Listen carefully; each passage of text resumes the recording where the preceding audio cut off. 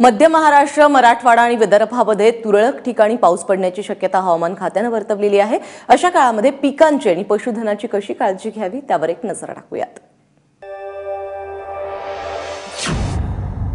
कोकण विभाग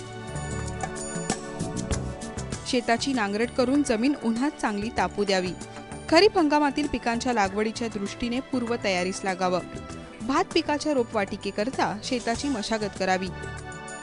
आंबा पिकामध्ये तयार फळं सकाळी 10च्या अगोदर व दुपारी 4च्या नंतर 80 ते 85% पक्वतेला काढावीत। नारळावरील पानांवरील ठिपके या रोगाच्या नियंत्रणासाठी 1% बोर्डो मिश्रणाची फवारणी करावी। तसंच कोंबकुजव्या रोगाने मेलेले माड रोगाचा पुढील प्रादुर्भाव रोखण्यासाठी जाळून नष्ट करावेत। तयार झालेल्या पालेभाज्यांची आणि कलिंगड फळांची काढणी करावी। चारा पिकासाठी चवळीची तसंच हंगामी वैरणीच्या पिकासाठी मका, कडवळ इत्यादी पिकांची लागवड करावी।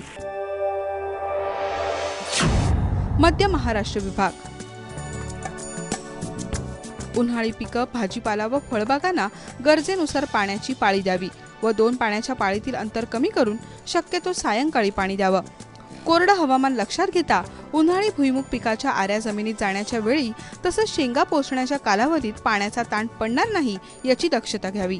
परिपक्व टोमॅटो पिकाची काढणी करावी व पिकात ठिबक सिंचनाचा वापर करावा।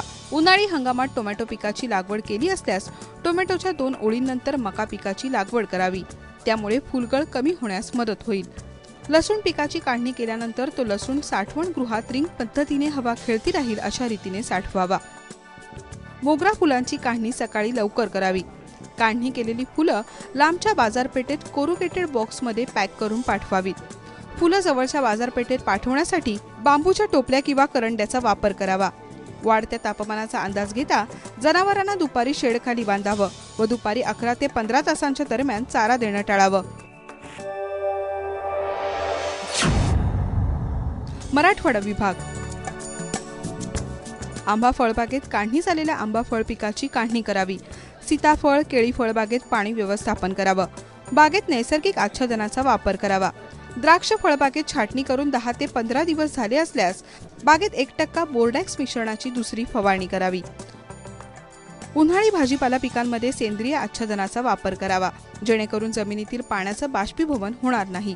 पिकाच्या चारही बाजूस उष्ण वाऱ्यापासून पिकाच्या संरक्षणासाठी नेट उभी बांधावी। हंगामी फुलझाडांची लागवड केली असल्यास उन्हापासून रोपांचं संरक्षण करावं, तसंच रोपांना नियमित आणि वेळेवर पाणी द्यावं। रोपांना पाण्याचा ताण पडणार नाही याची काळजी घ्यावी। पशुधनास दुपारच्या वेळी सावलीच्या आणि थंड निवाऱ्याच्या ठिकाणी बांधावं। पशुधनास पिण्यासाठी पुरेशा स्वच्छ पाण्याची व्यवस्था करावी। तसंच जनावरांचं उन्हापासून संरक्षण होण्यासाठी जनावरांच्या पाठीवर ओलं गोणपाट टाकावं। विदर्भ विभाग विदर्भात येत्या 48 तासात तुरळक ठिकाणी मेघगर्जनेसह पावसाची शक्यता लक्षात घेता कापणी केलेलं पीक सुरक्षित ठिकाणी ठेवावं आणि साठवावं। विदर्भात येत्या 48 तासात तुरळक ठिकाणी वादळी वारे वाहण्याची शक्यता लक्षात घेता फळबागा पिकांना बांबूचा आधार द्यावा। उन्हाळी धान पिकास फुटवे फुटण्याच्या वेळी आणि लोंबी येण्याच्या सुरुवातीस नत्र खताचा हप्ता द्यावा। सूर्यफूल पिकास दाणे भरण्याची अवस्था आणि परिपक्व होण्याच्या अवस्थेमधील ओलीत करावे। उन्हाळी पिकांना शक्यतो सायंकाळी पाणी द्यावे आणि पिकांमध्ये आच्छादनाचा वापर करावा। ब्युरो रिपोर्ट, ABP माझा।